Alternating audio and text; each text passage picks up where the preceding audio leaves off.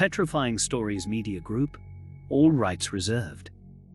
Petrifying Stories Dad's Singing Man, Scary Story Animated. Credits, You Good Sir Spaghetti on Reddit. My dad was an odd fellow and people always noticed one thing. He seemed distracted. Never noticed such traits, but my mother felt as if he didn't pay attention either.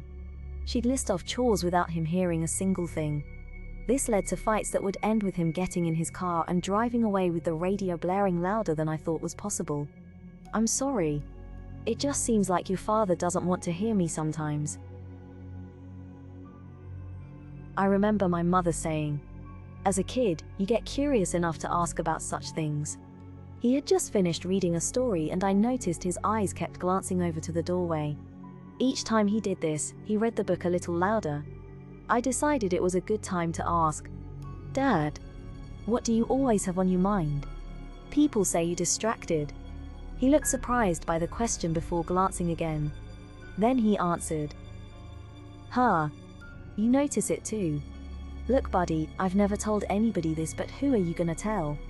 My first memory is from around the time I was your age. Was at Christmas with my mother and asked her about the guy who was singing next to the tree. She told me nobody was there but could hear him, so it had to be real. He followed us home that night in our car and I cried. I cried a lot that year when I realized the singing man wouldn't leave me alone. My mom didn't know what to do, so learned to cope. He's always been there ever since. Others can't see him, but he's even here right now. He must have sensed my fright, so he corrected himself. He's not gonna hurt you. He just sings. It gets rather distracting, but I live with it. The explanation was plenty good to my young brain, so I didn't have any follow-up questions. The whole conversation seemed like a dream until a week ago when I got home late. My dad was waiting in the kitchen, visibly drunk.